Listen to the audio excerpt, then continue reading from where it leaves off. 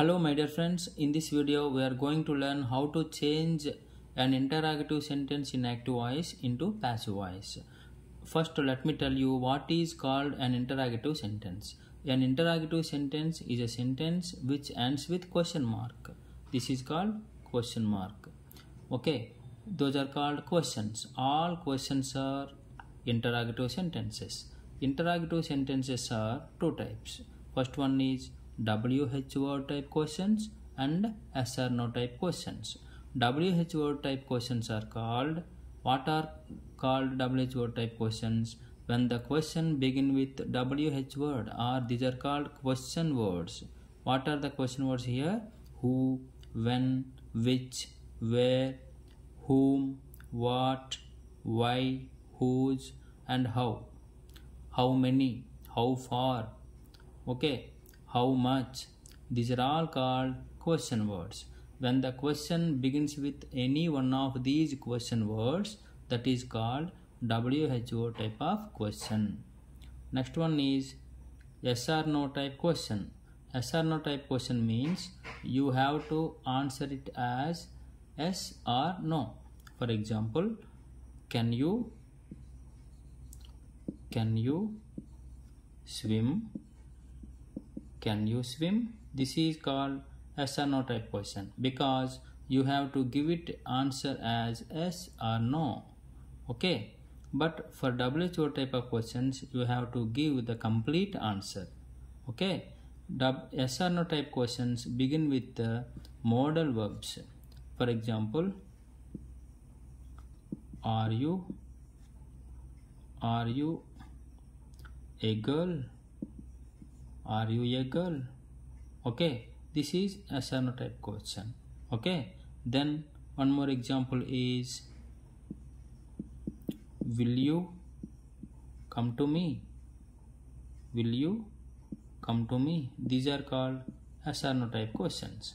Okay, I think you understood what is called an interrogative sentence. Okay, now we are going to change an interrogative sentence into passive voice. Okay, let me write one example here. The first example,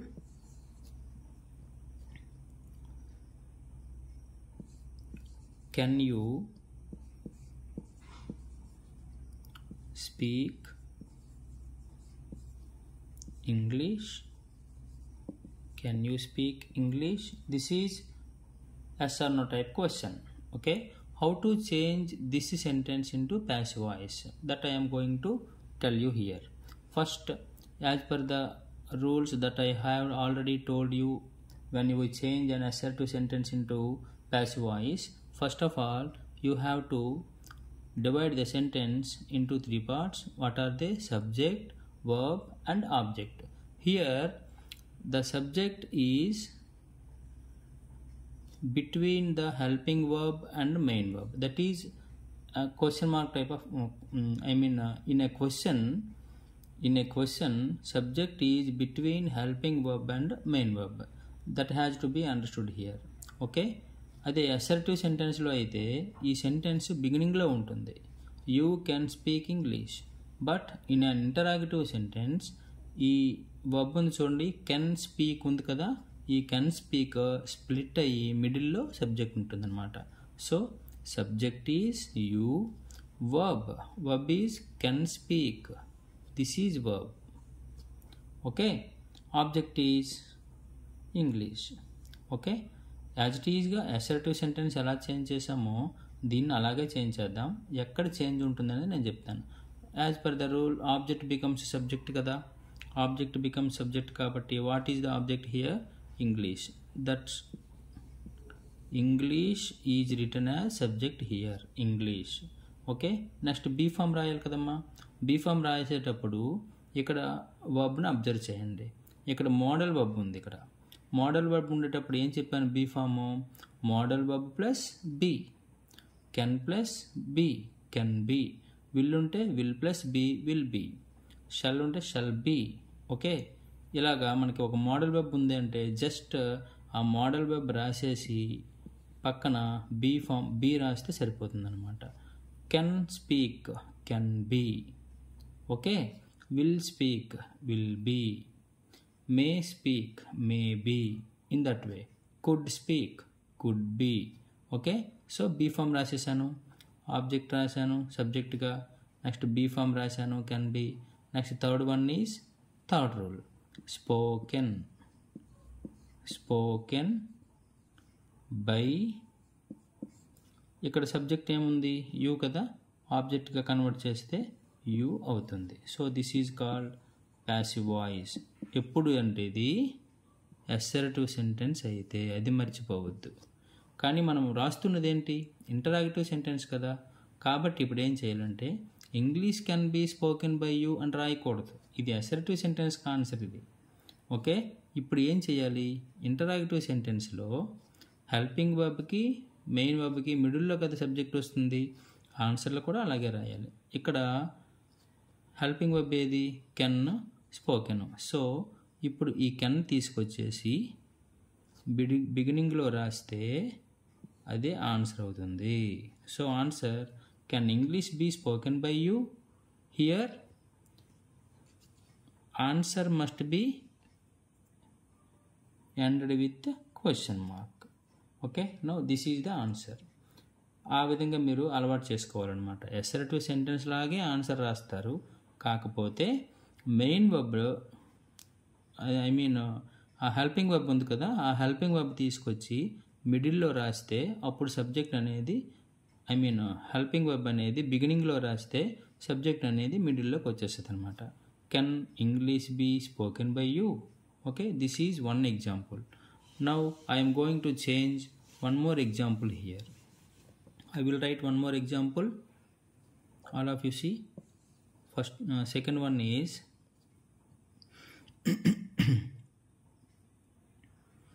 one more model verb.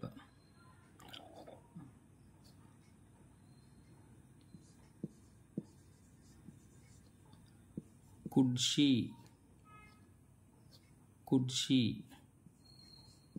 catch the ball? Could she catch the ball? Could she catch the ball? This is the sentence. Could she catch the ball? Okay. Now this is active voice. Subject is she. Verb is could catch. Object is the ball. Okay. Object becomes subject. So answer is the ball. Next B form రాయాలి కదా. Could catch, could be caught. ఇక్కడ modal verb ఉంది కాబట్టి could be అవుతుంది, కాబట్టి could బిగినింగ్లో రాసుకోవాలి, అది మర్చిపోకూడదు. Could. Okay, could the ball be, could be కదా ఆన్సర్ వస్తుంది. కుడ్ క్యాచ్ ఉంటే కుడ్ బీ కాట్ అని వస్తుంది. కుడ్ బిగినింగ్లో రాయాలి, బీ అనేది ఇక్కడ రాయాలి, మిడిల్లో సబ్జెక్ట్ ఉండాలి. Could the ball be, catch తాలూకు third form caught, sorry CAUGHT caught. Next by అని రాస్తాము, రాసిన తర్వాత సబ్జెక్ట్ షీ కదా, ఆబ్జెక్ట్ అవుతుంది. So by her question mark. Could the ball be caught by her? This is the answer for the interrogative sentence could she catch the ball. Okay, ఇక్కడ interrogative sentence అనేది passive వాయిస్లో change చేయడం అనేది tough అని feel అవుతారు, కానీ it's very easy to change it when you follow the rules with a proper plan. Okay, now one more example. Does she right novels? Does she write novels? This is the question. Okay, ఇది కూడా change చేద్దాం. Does she write novels లో subject is she, verb is does she, object is novels. Okay, now write the object as subject, novels. Okay, novels. Verb ఏది does write. Does write means writes. Does write means writes. So do write means write. You have to understand this. Do write means write. Does write means writes. Did write means wrote. Okay, అసర్టివ్లో ఇలా వస్తాయి. She wrote novels, she writes novels ఇలా వస్తుంది. ఇంటరాక్టివ్కి వచ్చేసరికి దాని తాలూకా do form అనేది బయటకు వస్తుంది అనమాట. Okay, do write, does write, did write అలా వస్తుంది అనమాట. కాబట్టి డజ్ రైట్ అంటే ఏమి కాదు, writes. So writes is in which tense? Simple present. Simple present ఉండేటప్పుడు ఏ బీ ఫామ్ యూజ్ చేయమని చెప్పాము, గుర్తుంది కదా? ఈజ్, యామ్, ఆర్ ఈ మూడింట్లో ఒకటి సెలెక్ట్ చేసుకోవాలి. అదే ఇక్కడ సింపుల్ పాస్ట్ ఉందనుకోండి, వాజ్ ఆర్ వర్ ఈ రెండింట్లో సెలెక్ట్ చేసుకోవాలి. కానీ డజ్ రైట్ అనేది సింపుల్ ప్రెజెంట్ అని చెప్పాను కదా, డజ్ రైట్ అంటే రైట్సే కదా. సో సింపుల్ ప్రెజెంట్లో ఉన్నటువంటి బీ ఫామ్ అనేది, ఇక్కడ సింపుల్ ప్రెజెంట్ ఉంటే సింపుల్ ప్రెజెంట్లో ఉన్న బీ ఫామ్ సెలెక్ట్ చేసుకోవాలి. ఇక్కడ ఈజ్, యామ్, ఆర్లో నావల్స్ ఇక్కడ ప్లోరల్ ఉంది కాబట్టి నావల్స్ ఆర్ అని రాసుకోవాలి. కానీ ఇది ఇంటరాక్టివ్ సెంటెన్స్ కాబట్టి ఆ ఆర్ని బిగినింగ్లో రాసుకుంటే సరిపోతుంది. Okay, are. ఓకే, అసర్టివ్లో అయితే ఇక్కడ రాస్తాము novels are written by her అని. కానీ ఇంటరాక్టివ్ సెంటెన్స్ కాబట్టి ఆర్ నావల్స్, థర్డ్ ఫామ్ రాయాలి కదా, write third form, written by her. So answer is are novels written by her. Okay, అది ఇంటరాక్టివ్ సెంటెన్స్, అది ఇంటరాక్టివ్ సెంటెన్స్. అసర్టివ్ అయితే novels are written by her. Just చిన్న change ఏమొస్తుంది, ఇక్కడ helping verb, main verb ఇలా split అయ్యి మిడిల్లో subject రాస్తాము, అప్పుడే అది ఇంటరాక్టివ్ సెంటెన్స్ అవుతుంది. ఓకేనా? Now let me right one more example. ఇప్పుడు టెన్స్ చేంజ్ చేద్దాం. Did they play cricket or play chess? Did they play chess? Okay, subject is they, verb is did play, object is chess. Okay, object becomes subject kada, so chess. Now see the tense of the sentence, tense of the verb did play. Did play అనేది ప్లేయడ్తో equal అని చెప్పాను ఇప్పుడే. Did play means played. Do play means play. Does play equal to plays. ఇక్కడ 3 ఉంటాయి. Did play అని దీన్ని చెప్పొచ్చు. Play ఉందనుకోండి, do play అని చెప్పొచ్చు. ప్లేస్ అని ఉందనుకోండి, డస్ ప్లే అని చెప్పొచ్చు. సో డిడ్ ప్లే ఉంది కాబట్టి ప్లేడ్ అనమాట. అంటే ఇది V2 ఫామ్లో ఉంది. V2 ఫామ్లో ఉంటే ఇప్పుడే చెప్పాను కదా ఏమొస్తుంది, B form, was are were. So chess was. Assertive అయితే ఇక్కడ రాస్తాము, కానీ ఇది ఇంటరాక్టివ్ కదా, బీ ఫామ్ బిగినింగ్లో రాసుకుంటే సరిపోతుంది. Was chess third form, main verb తాలూకు థర్డ్ ఫామ్ రాస్తాము. Was chess played by, they becomes them. So answer is was chess played by them. Okay, this is one more example. ఇంతవరకు నేను చెప్పింది ఏంటంటే ఒక ఎస్ఆర్ నో టైప్ క్వశ్చన్ని passive వాయిస్లో change చేశాను. ఇప్పుడు let us take an interrogative sentence. Okay, for example, when do you take meals? When do you take meals? ఇక్కడ పెద్ద కన్ఫ్యూజన్ ఏమీ లేదు. ఫస్ట్లో WH వర్డ్ ఉంది, ఇక్కడ క్వశ్చన్ వర్డ్ ఉంది కాబట్టి ఇది WHO టైప్ ఆఫ్ క్వశ్చన్ అవుతుంది. ఇక్కడ వెన్ తీసేసామనుకోండి, do you take meals, yes or no type question అవుతుంది. ఇప్పుడు సబ్జెక్ట్ ఏంటి, యాజ్ ఇట్ ఈజ్గానే ఫాలో అవ్వండి. When do you take meals, you is subject, verb is do take, object is meals. So object becomes subject kada. So here meals subject ga rasanu. Next verb edi, do take. Do take ante ippade cheppanu kada, do take ante it's almost take, almost kaadu, equal to take. Does take unte takes anamata. Did take అని ఉంటే took అనమాట. Did take అని ఉంటే took అనమాట. Okay, do take అంటే take కాబట్టి ఇది V1 form అనమాట.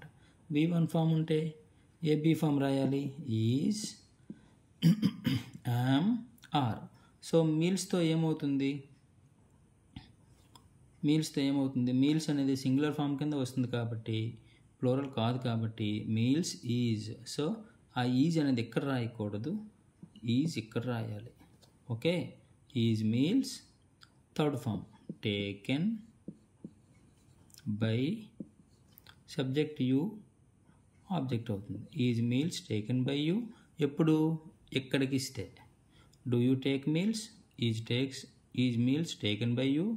ఓకే, కానీ డబ్ల్యూహెచ్ వర్డ్ కూడా ఇచ్చాడు కదా, అది జస్ట్ బిగినింగ్లో రాసిస్తే సరిపోతుంది, అంతే, ఇంకేం లేదు. When is meals taken by you. Understand? In this way you have to change an interrogative sentence into passive voice. One more sentence I am going to change into passive voice. What is that? Where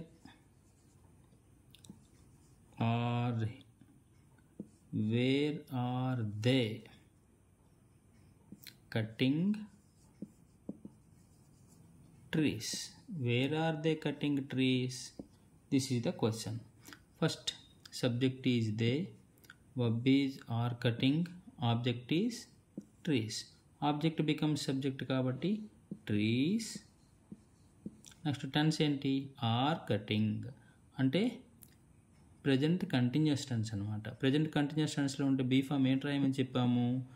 is, am, are plus V plus ing. అంటే B form ఎలా వస్తుందంటే is being, am being, are being. V plus ing అంటే being అనమాట ఇక్కడ. ఓకేనా?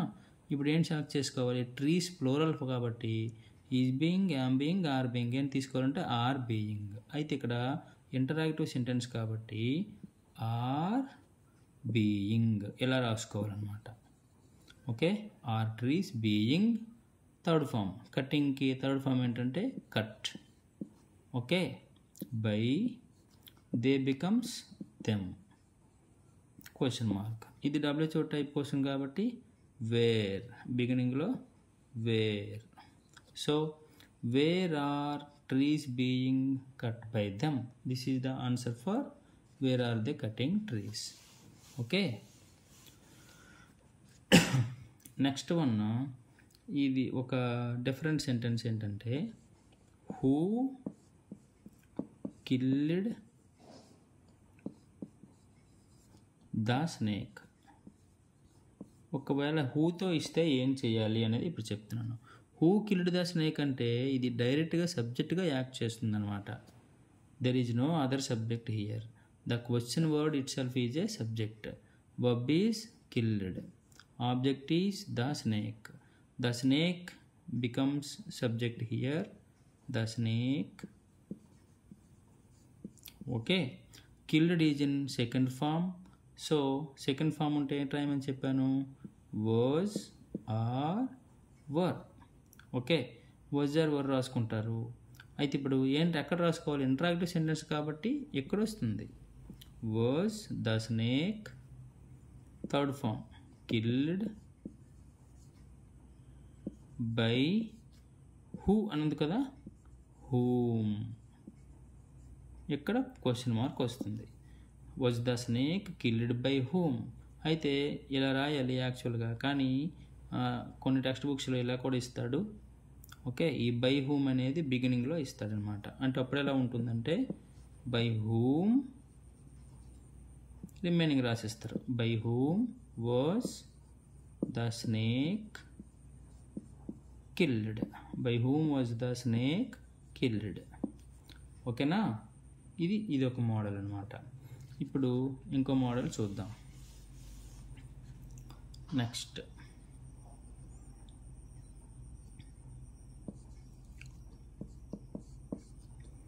will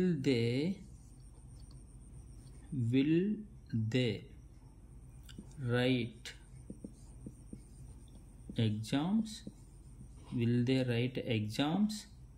Subject is they, verb is will write, object is exams. So object becomes subject kada, exams. ఇక్కడ model web ఉంది కాబట్టి will ఉంటే విల్ బీ అవుతుందని already చెప్పాను. కాబట్టి విల్ ఎక్కడ రాసి బీ ఎక్కడ రాయాలి. Okay, will exams be third form ఏంటి రైట్కి, written by they becomes them. So answer will be, will exams be written by them. Okay, ఈ విధంగా మనము ఆన్సర్ చేయొచ్చు అన్నమాట. Now one more example.